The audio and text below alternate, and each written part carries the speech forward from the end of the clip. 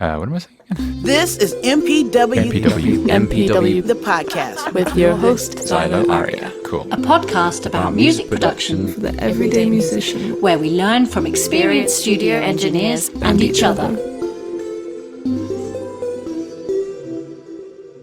Helen Noir is a London-based soprano who combines performance work with composing, orchestration, sound design and production.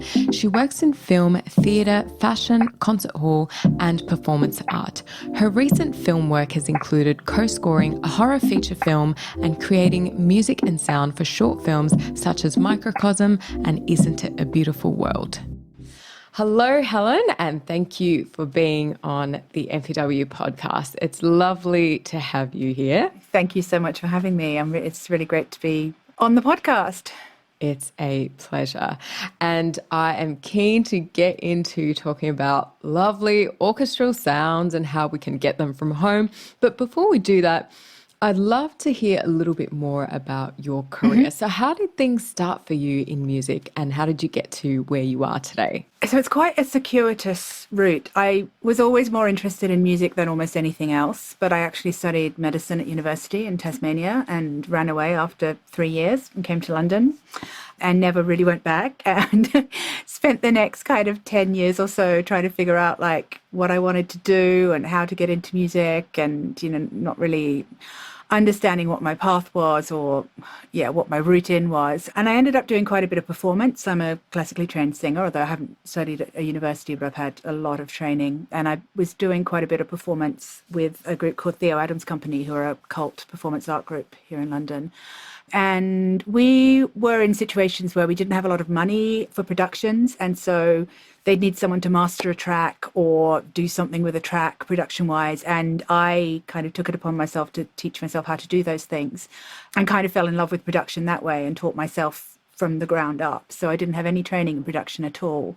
And then I got into doing live soundtracks for films. Once I kind of started writing music myself, we would play films at various venues with the subtitles on and the original sound down, and I would make, new soundscapes for them, also completely new original music. So they became more like art pieces than cinema pieces, and they ended up being quite reasonably well known. I ended up doing one for the BFI, the British Film Institute, and through that I got into doing music for film in general. And so 4 years ago I started studying an MA in orchestration for film and television, because I wanted to be as versatile as possible in film composition. And a lot of work in film now requires, especially in the lower end of the budget, which is where I work most of the time, people need to be able to do everything. So electronic production, vocal production, orchestras, working with real orchestras, working with fake orchestras, working with, orchestral musicians, and a mixture of the two. And I really wanted to be as versatile as possible. And I got very into virtual orchestration that way. Okay.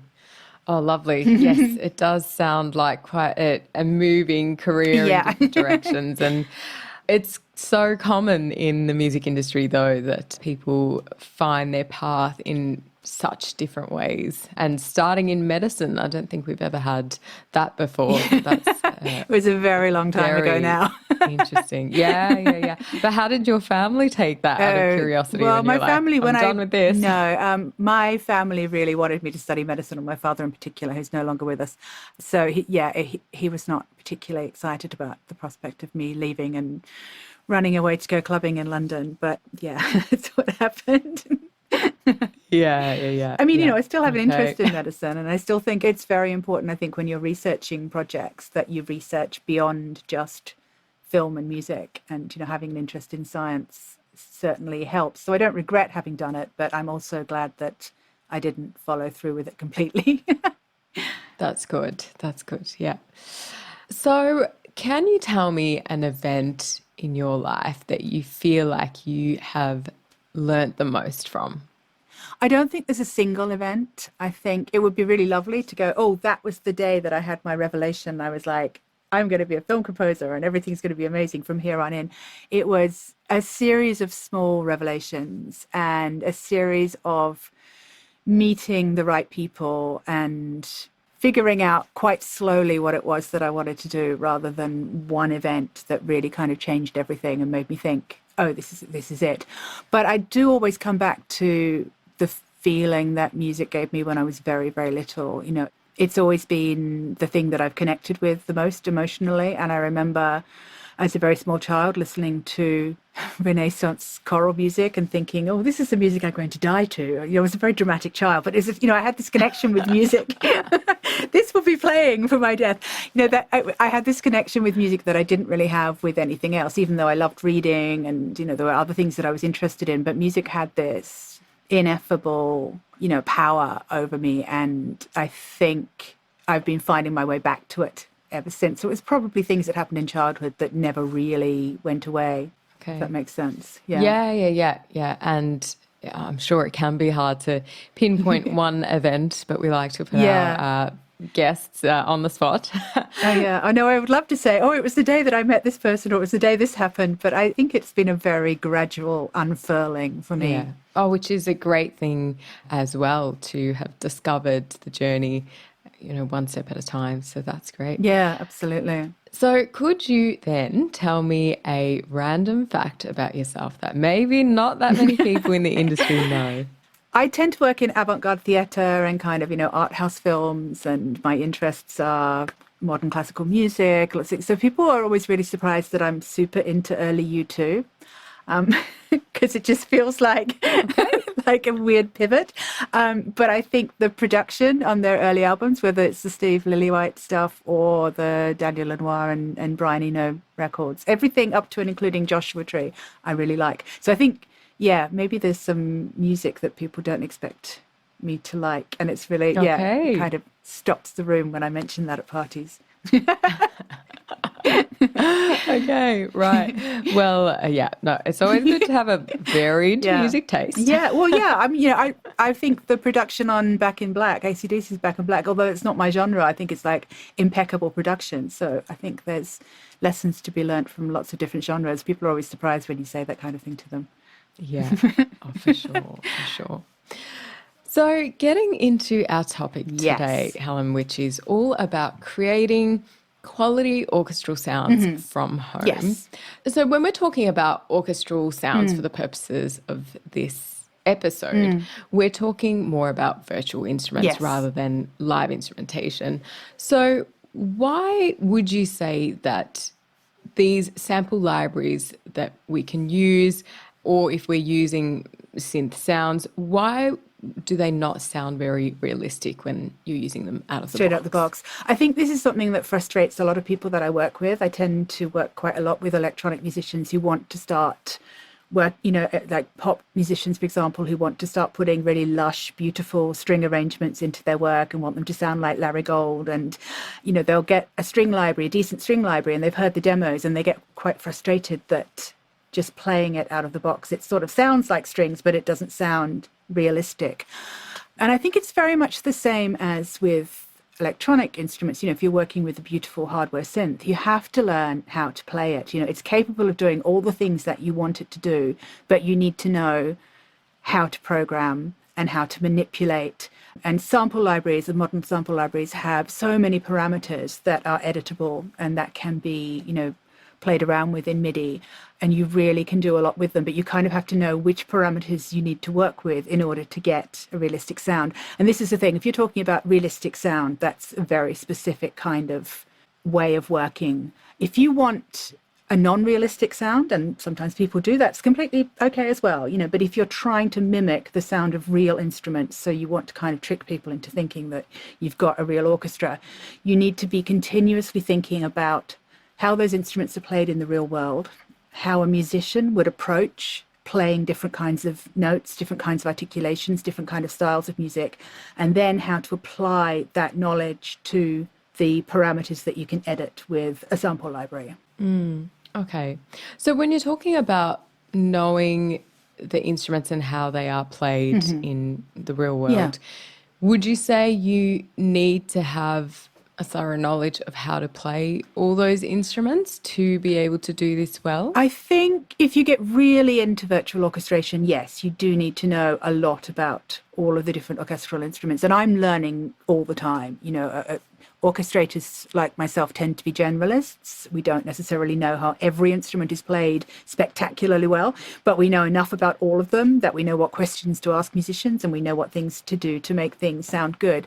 I don't think there's any one principle in orchestration that's complicated or difficult. It's just lots and lots and lots of little bits of knowledge. For example, if you're working the string library, if you just press a note in a string library and say it's a string pad, a violin section, for example, and it's a sample of 14 violinists playing the same note, and you just press a note on your keyboard and then you stop pressing that note, it's going to have a very abrupt start and stop, and that's not how a string player would play a long note. They would ease into that note and then they ease off again at the end.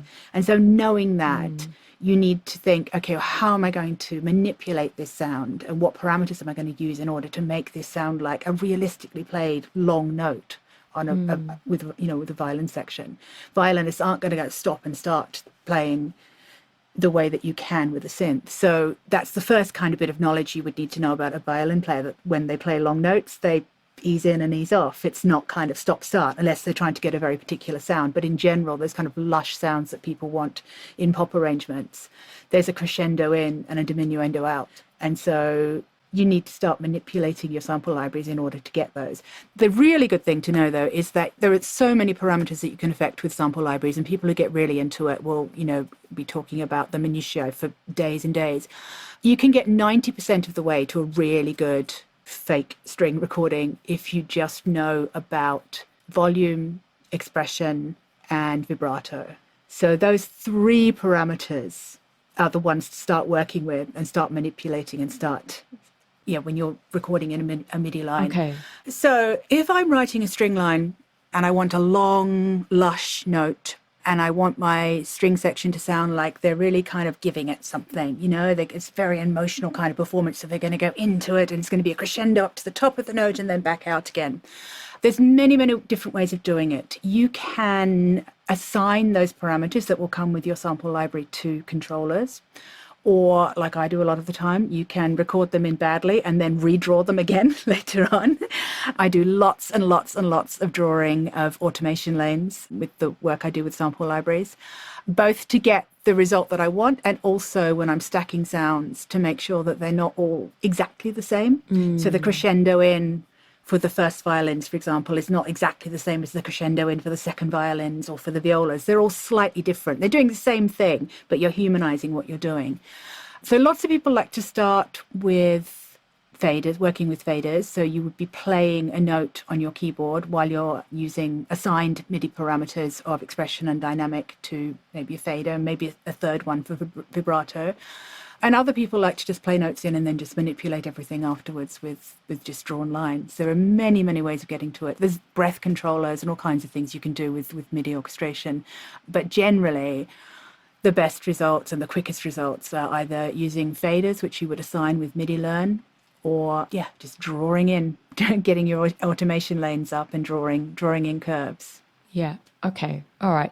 So those three things that you mentioned about the expression, dynamic, and vibrato, would you often see them as parameters just as they're called there, or would they be called something else? So expression tends to be the intensity with which a note is being played. And this is something that's very important to know about orchestral instruments. So if we talk about trumpet, for example, well, let's first talk about synths. If you're playing a synth and you have a synth that's just a bit loud, you just pull it down in the mix so it's a bit quieter, but it's the same sound.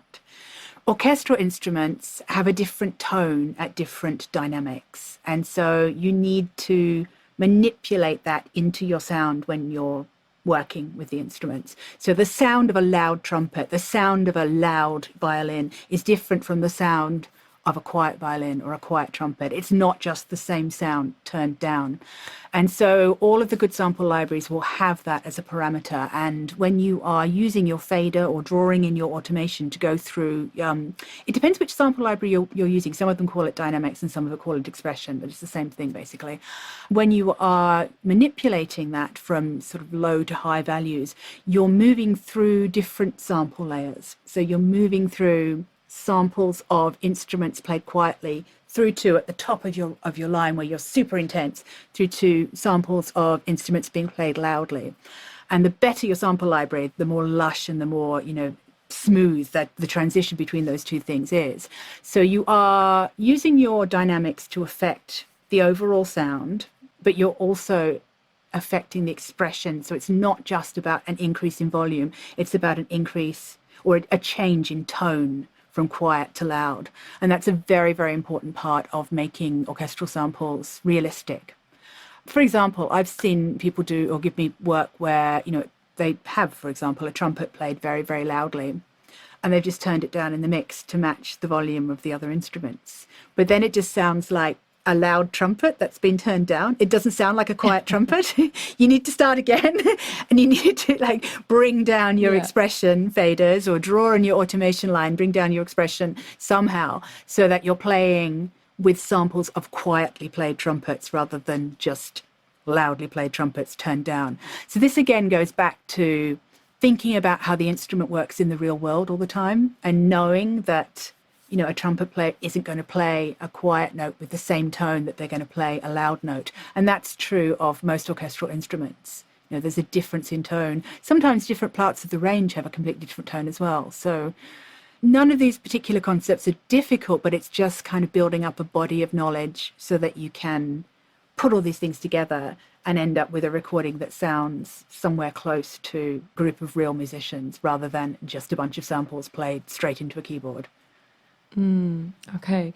And did you build that knowledge yourself as you went, Helen? Was it watching how these instruments were played, for example, to then copy When I that? started my MA in orchestration, I got into the university based on my production skills. I had done no orchestration ever in my life.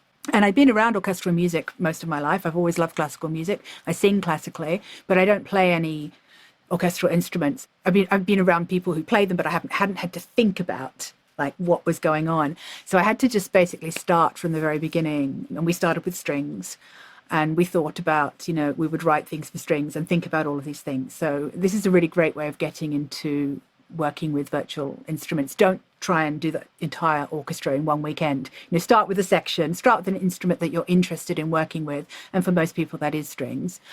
And learn all of these little things about how strings work. Listen to recordings of strings being played. If you can, speak to instrumentalists who play strings. And all orchestrators at any level, there are people who are much, much better than me at orchestration who will still say they will ask real musicians questions about how their instrument works all the time, because it gets very detailed, and the more you get into it, the more you want to know, okay, what fingering would this person use for this particular kind of passage? Is this kind of idiomatic? Is this something that fits well under the fingers of a violinist? Or is it something that is a little bit more difficult for them to play? You're thinking about all of these kind of things all the time.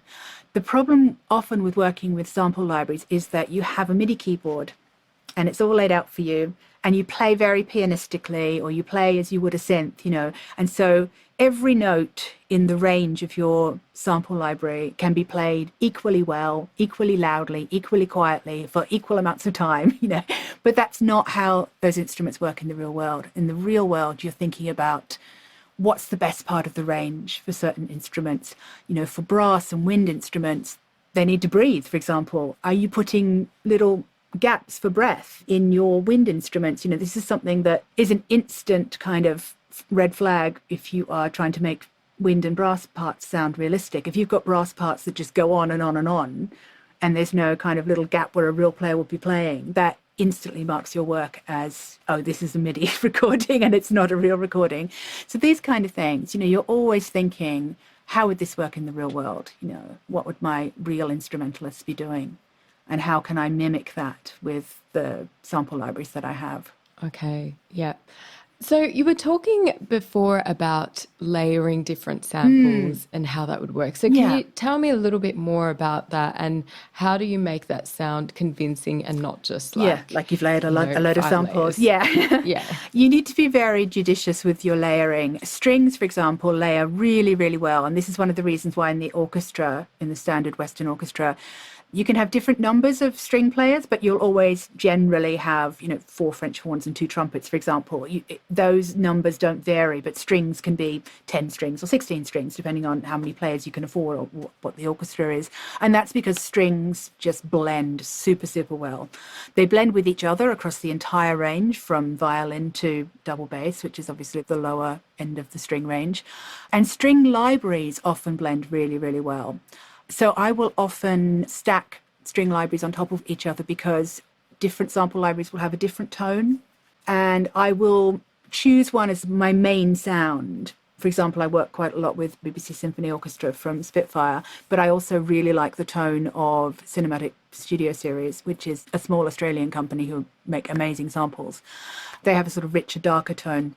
So if I choose BBC as my main tone, I can then layer in, if I want a slightly darker tone on top of that, layer in some certain amount, maybe 20% by volume of my other string library. And so I get a slightly different sound. And you also add to the realism in other ways because we talked about, adding in automation for expression, dynamics, vibrato. You can make those automation drawn lines slightly different for each library. So that would mimic a bit more the sound of what a real string section are doing, because not everybody in a string section is going to be playing exactly the same volume and exactly the same time, even though they're following the same music. So that's one of the ways that you can start introducing some realism in.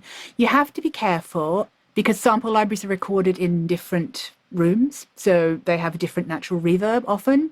And I have heard recordings where it's very obvious that it's just like a whole hodgepodge of things. But if you're careful with it, you can make it sound really, really beautiful. I know somebody who did the music for The Traitors in the UK. So it's different music from the Australian one, but it was like a smash hit here. It was so amazing. We all watched that recently. And so they had a lot of like epic-y kind of music. It was all sample libraries. They didn't have any real orchestration. And he layered BBC Symphony Orchestra and I believe Cinematic Studio Series as well. So just getting those two together with slight variations between the two kind of helped with the realism of what he was trying to create.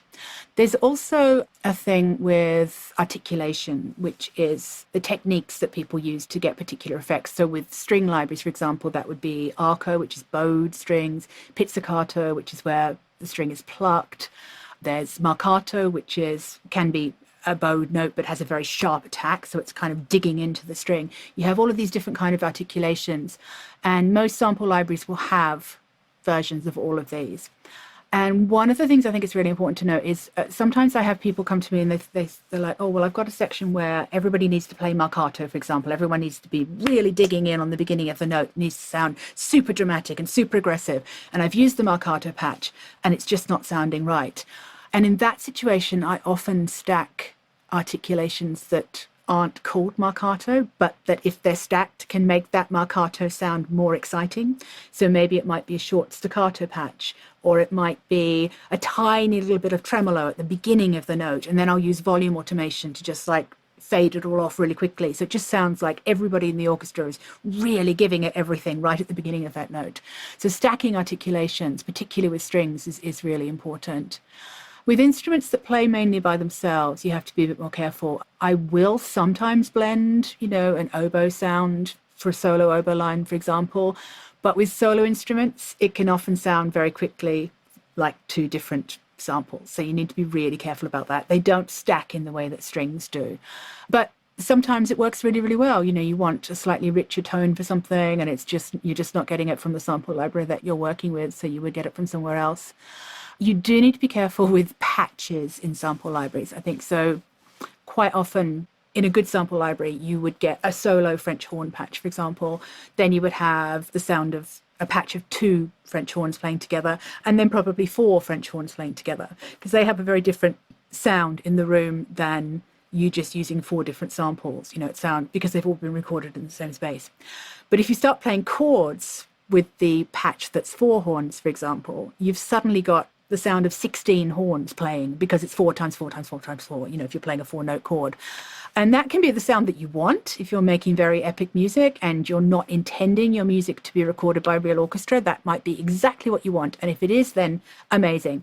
But if you're going to then give that music to a director to sign off on, and then they're going to give it to an orchestra or a group of real players, they might be disappointed because they've suddenly got the sound of 4 horns playing what you've kind of convinced them would sound like 16 horns. So this is another area where stacking things, you just need to be thinking again about how these instruments are working in the real world. What am I actually doing? So if I'm stacking articulations that aren't called, they're for a particular effect, and that sounds okay, that's great. But if I'm stacking articulations and I'm getting a different sound than I would in the real world, then I need to maybe rethink what I'm doing. Okay. All right. So a few things to think about there to make sure it's playable. Yeah. The way it's intended. Yeah. Okay. Yeah.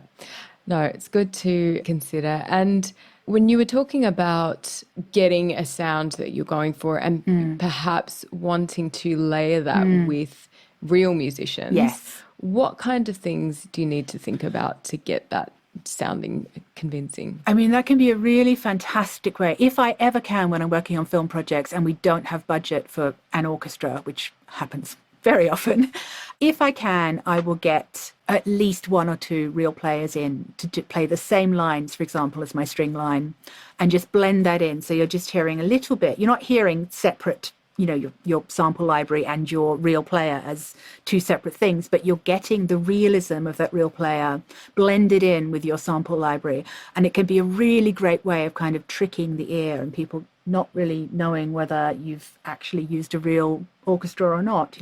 It really ups your game in terms, if you can ever afford to do that, it's such a great thing to do. Obviously, if you are going to do that, then you need to think about your notation and making sure that you have written the music exactly as it needs to be played so that your MIDI version, your virtual orchestration, matches the notation that you've given your real player. But if you can do that, it can be a really fantastic way for relatively little money, adding, a huge amount of realism to something that you're doing. When you work on big studio sessions with big orchestras, you're generally talking about union rates, which is completely fine. I'm all for the unions. But, it's a very expensive prospect. If you have somebody double a line in the UK, for example, that's extra money. If you have someone play 2 instruments, that's extra money. So if you're working with orchestras, the financials stack up really, really fast and you end up, paying quite a lot, which is as it should be.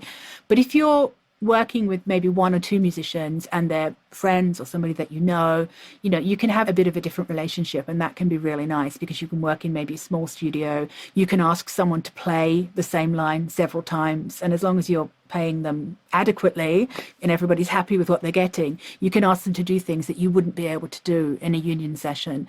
And so it can be a very cost-effective way of making your music sound suddenly, 50% better than it did when it was just samples. We spend so much of our life in virtual orchestration trying to get our orchestras to sound amazing and as they would in the real world. But equally, we know the real thing always sounds better. So if you can add in some of the real thing, then, always do. I did a film recently where it was all kind of Charlie Chaplin pastiche. They wanted lots of string waltzers, and it was really, really fun. But there was a piece towards the end of the film where they wanted some Spanish guitar, or the director wanted some Spanish guitar. And that's one of the instruments that's really hard to do with samples. It takes a lot of manipulation and a lot of programming to make it sound, really spectacular. So I just got someone to play it. And it was, an hour of their time. It was relatively low cost for me. And the whole thing sounded so much better than if I'd spent a day trying to program it. So sometimes with virtual orchestration, it's also good just to, know your limits and be like, okay, this is the budget I've got, but I'm going to spend this much just in this piece. We're just going to have somebody play it for real because it's going to be so much easier and so much lovelier. Oh, for sure, for sure. No, I think it's a good thing to think about is sometimes it's not just about saving money, but it can save you a lot of time just to get someone in and do the job. So, yeah. Yeah. No, and I love working with real musicians anyway. It's just always really fun. So that's great. Of course. Yeah. Of course, yeah. So if we just talk about at a high level, I'm guessing that you're starting with MIDI and then you're turning it into notation to then Yeah, give that's to what your I tend artist. to do. Yeah, so could you tell me overall, how does that process work? So you've made something in Ableton and then where do you go from there? So I do all of my orchestral programming in Cubase because the MIDI programming capabilities, there's a lot of subtlety that you can add. You can use, I'm DAW agnostic, use whatever DAW is the best for you, but I tend to do my electronic work in Ableton, my orchestral work in Cubase because there's all this amazing MIDI stuff, and then I mix in Pro Tools, which is what everyone uses in orchestral sessions, so I kind of need to know what that is, know what's going on with Pro Tools. But yeah, you can use any DAW at all.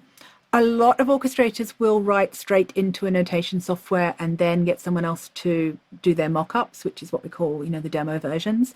Because I'm usually doing everything, I do the demo versions first and then notate. And I think if you're starting to work with musicians, and it can be such an exciting thing to do, people get very intimidated by working with real musicians. But there are a few things that you need to know kind of starting out, because I think there's a psychology of working with real musicians where if you walk into a studio session and it's just you and a couple of people and your charts or your parts are kind of wrong, they don't have the right information, they don't look like the kind of music that people would expect to see, it just kind of, there's room for a lot of questions, and I think people just tend not to relax in the way that they would if you gave them like a beautiful looking piece of notation. They're like, oh, okay, we've got this. This is going to be a great session. This person knows exactly what they're doing. So there are a few things to think about. You need to know what kind of level of detail a musician's going to want to see on the page. And that means knowing what volume, what dynamic to give them. And that has to match the dynamic that's in your MIDI mock-up. It's no good giving a violinist a piece of music and asking them to play it quietly when your mock-up is all people playing full tilt. So matching those dynamics, I know it sounds really basic, but, it's very important. Range is really important as well. As we mentioned before, when you're playing a MIDI keyboard, you can play any note in an instrument's range from your sample library, and you can play a trumpet's top C for half an hour if you want. You can't do that with a real musician because although they have that note in their range, they can't play it continuously for a long period of time. It's not comfortable for them. So you have to be thinking about where the music sits within a musician's capabilities, and what a thing that we call tessitura, which is not just about the absolute range of the instrument, but where it sits in terms of where most of the notes are. You can have some high notes, you can have some low notes, you can have some drama, but you've got to make it comfortable for the musician. And you have to think about how they're physically going to play that. French horn players, for example, really amazing instrument. I mean, so difficult to play. I'm in total awe of French horn players. But they need to breathe quite a bit, like all brass people do. And, their lips get tired. Again, that's the thing. So if you're giving them lots and lots of very difficult work, and you're not giving them a few bars rest every now and again, you're going to find that they're not going to be able to play things in one go, or they're going to get very tired, and the music that you're getting at the end of the session isn't as good as at the beginning. I think musicians won't mind if you've written music that's difficult for a reason. It's virtuosic because you understand and you know that you want this drama and you're really going to go for it in the session. But if you give them music that's difficult for no good reason, you've given the music that's in a difficult range, and it would have been easier if, for example, if it's very low trumpet music, it might be easier for a trombonist to play that, because it's going to be notes that are very comfortable for a trombonist, but are very hard for a trumpet player to sustain for a long period of time. Those kind of things, if you haven't thought about them, you're just not going to get the best out of your musicians. And again, this is just lots and lots of little bits of detail and talking to real musicians, looking at scores if you know how to read music, seeing how great composers have written parts for their instruments, what part of the range they've written for, if they've written very fast music, how long that's for, how much room they've given their players to rest and recover. And then another really important thing which people tend to forget is that in the orchestra, and this sounds like a nightmare, but actually it's not, you just need to get your head around it a little bit. A lot of orchestral instruments are what we call transposing instruments, which means that the note on the page is different from the note that sounds when they play. And that's due to really long, boring historical reasons, but because it's been done that way for hundreds of years, it's not going to change anytime soon.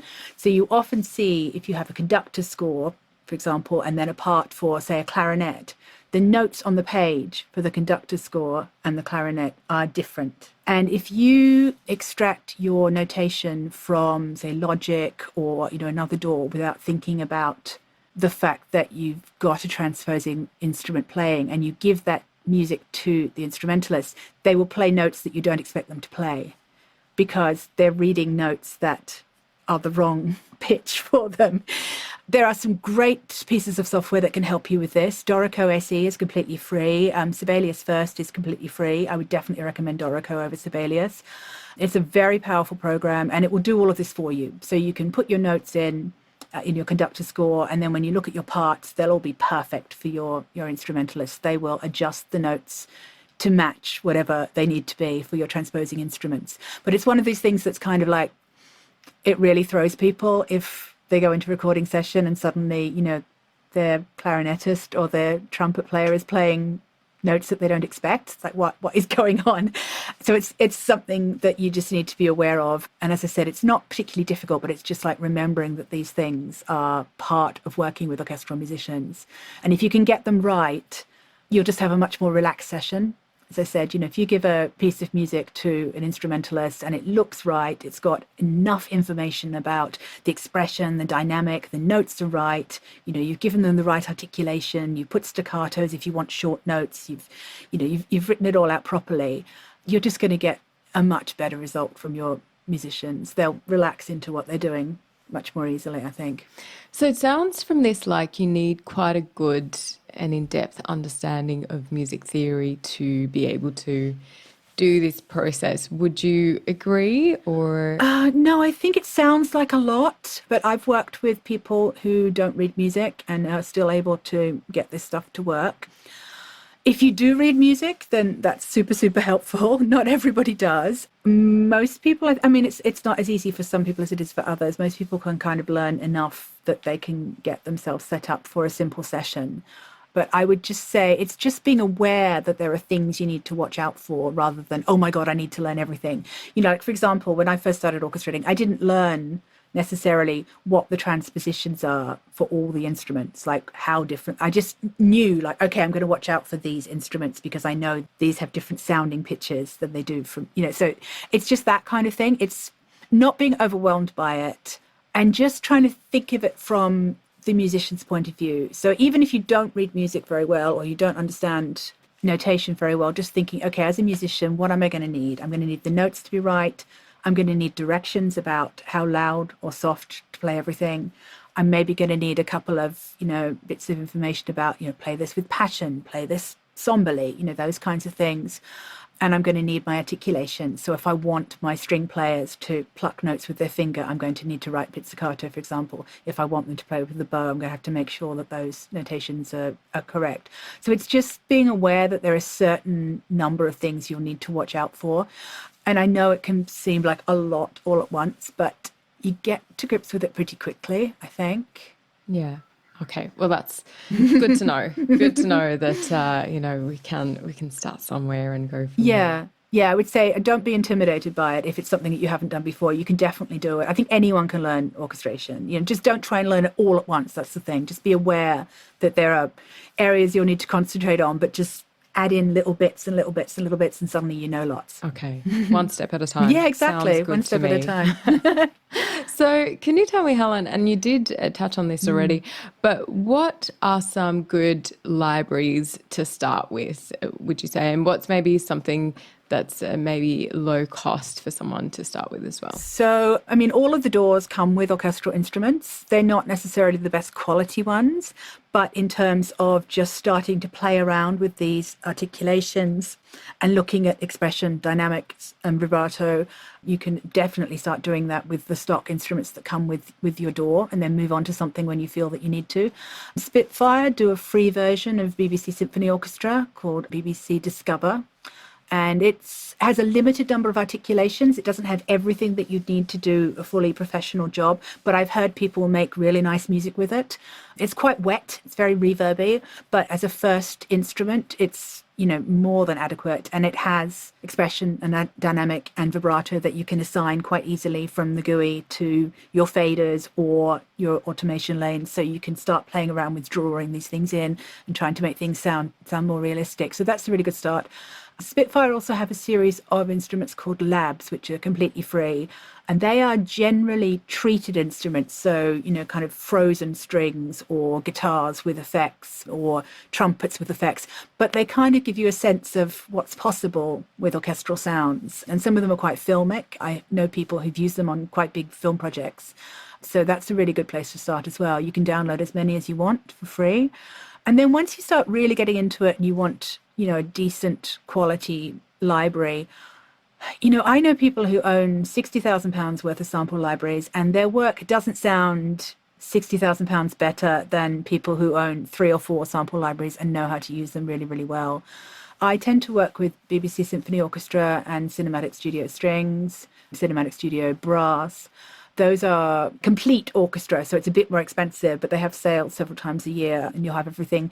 Cinematic Studio, I think, is a great place to start, and they also have sales and student discounts, and I think you can get their strings, which is what I started with for, at the time, I think it was sort of £200 or £300, which I know is a lot. It's not, a tiny outlay, but you will hear people talking about how you have to have, thousands and thousands of pounds worth of sample libraries to make really good virtual orchestration. And it's just not true. It's working with the libraries that you know and learning them really, really well, knowing their sound, knowing what you can use them for, knowing their application. Occasionally, I will not be able to do something with a sample library that a director wants me to do, and I'll have to think of a way around it because the libraries that I have just don't have that particular sound, or they want something a bit more avant-garde. But, for most of the work that I do, those 2 libraries work really, really well. No, that's a really good thing to mention as well. And it's something that we talk about a lot in MPW in our teaching as well, which is around plugins for different effects and tools that you're going to be using in your production. And it's much better, even if you're just using stock plugins, to be really familiar with them rather than having absolutely 20 different compressors and you don't know what the differences are. You just don't need them. No, I would always recommend starting with something small and then moving on when you find that you've kind of outgrown that, or you need something for a project that it just, like the Charlie Chaplin film I was doing, we needed a French accordion and I didn't have that in a sample library, so I had to go out and get one that I thought was good. I wouldn't have bought that initially. I didn't need that 6 years ago when I started. It's something that you just grow into. Yeah. No, that's great advice there. Yeah. Really good. Awesome. Well, I have learnt a lot about this topic, Helen, in a short time. I know it's a big topic, but my main takeaway is I just don't want people. I feel like I've thrown a lot of people off together, but I would just say, don't be intimidated by it. Anybody can learn this stuff, and it really can elevate your work if you want to start adding, string arrangements or brass parts to the music that you're using. But always be thinking about, how does this instrument work in the real world? How am I interpreting that with the sample libraries that I've got? So we are now at the speed quiz. Oh my God. So are you ready? Yeah, go on. So it's 5 quick fire this or that question, and just think of the first thing that pops in your head. So, oceans or mountains? Mountains. Roller coasters or water slides? Roller coasters. Headphones or speakers? Speakers. Festival or rave? Rave. Oh, Mac or PC? Mac. Okay. Oh, that was one of the speediest quizzes we've had, Helen. I know what I like. Good stuff. That's good. Important skill to have. So, coming to our top tips then, Helen, can you tell me what's your one top career tip? Don't try and do everything all at once, and don't be overwhelmed by how much there is to learn. I taught myself production, and when I first started, I couldn't do anything. I remember the first thing I learned how to do was to sidechain in Ableton, and this was years and years and years ago. It took me like 3 days, and then I couldn't remember how to do it afterwards, but I was just like, oh God, this is awful. I'm never going to know how to do this. My computer hates me. It's not for me. But I think this is it, it's chipping away at things, like just putting in 10 minutes here, 20 minutes there, watching a tutorial on YouTube, talking to someone who knows what they're doing, just not letting yourself be overwhelmed by how much information there is and how much there is to learn. And then you look back and, suddenly 3 years have gone by and you're like, oh, I know how to do all these things. And some of them are so automatic now. It's probably the same for you. When I have friends come around and I do, some mixing for them, and all the EQ moves are really quick, and you know which compressor you want, and they're like, how? And I'm like, it didn't happen all at once. Don't be impatient with yourself. And it's the same with orchestration. I know, as I said, I've thrown a lot of information at people, and there is a lot of information to know to get good at this, but it's all achievable. It doesn't depend on having some innate talent that only a few of us have. It's the kind of thing that anyone can do if they're willing to put some time in. So you just chip away, you do a little bit here, a little bit there, and suddenly, as I said, you look back and you know it all. Well, not all of it, but you never know all of it, but you know what I mean. You know enough to be working in the field. Sure. Yeah. Yeah. Important point there. And it's such a good thing to mention, to look back and think about how far you've come, because I think we always feel like there's so much more to go, but forget to look at everything that has happened so far. Definitely. Yeah, no, good thing there. So what's your one top self-care tip? I'm bipolar, so mental health is really important to me. It's very important that I look after myself that way because I can get very unwell. I would say sleep. I tend to avoid projects where I know I'm going to be asked to do day after day after day after day after day of like very demanding hours. I don't mind doing some days here or there where you have a lot on and you don't really get home until late, and then you're leaving again early in the morning. But if I have more than 2 or 3 days of that, if it's an entire month's project that's like that, then I can't do it. It just makes me very ill. So I've become very good at figuring out which projects I should be working on. It doesn't mean that I don't work really hard. I love what I do. And, when I did a theatre project last week, for example, and the 3 days in the run up to the show were super frantic, but I know that that's short term, and I know that I can, cope with that. Yeah, I think that's my top. Sleep. Yeah. No, and making sure that I work with people who will let me sleep. Yeah. No, it's good. It's good. And it's important to have those boundaries. And I think especially when you are a musician, and particularly you're starting out and you feel like you need to say yes to absolutely everything, it's maybe good in some ways, but then sacrificing the longevity with which you can do it for. So absolutely, yeah, and it's not, it's not always possible. I know it's a privilege to be able to pick and choose projects. Sometimes you have to take things on that aren't going to be very comfortable because you need to get to the next point. But I think, at some level, you always need to be thinking about who are the collaborators that I'm choosing. Who am I working with long term, and finding those people who are going to have the same attitude to work-life balance that you have, so everybody wants to work really hard on a project, but everyone takes care of everybody as well. It's really important. No, that's good. And what's your one top general life tip? Just love it. I think there's very much an attitude, and it kind of relates to my previous point. There's very much an attitude in our industry, in film and in production, that you're not really working unless you're working super hard. And you're like, oh my God, I was at the studio for 23 hours yesterday and I'm exhausted and I've got another project this week. And, it's just like, I'm like, are you enjoying it? No.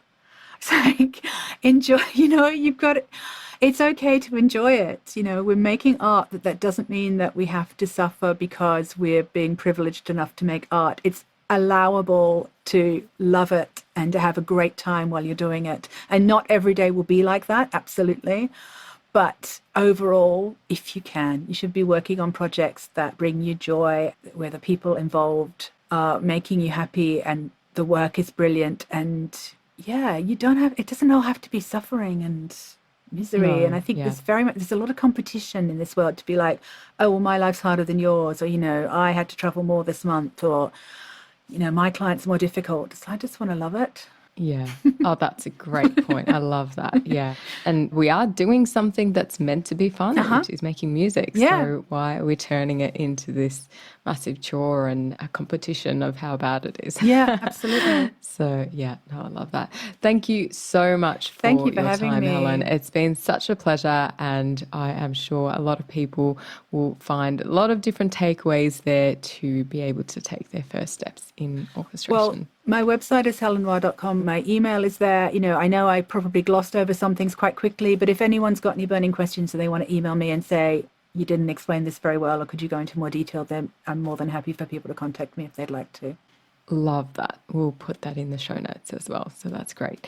So thanks so much, Helen, and I hope you have a good night. Thank you so much. Have a good day.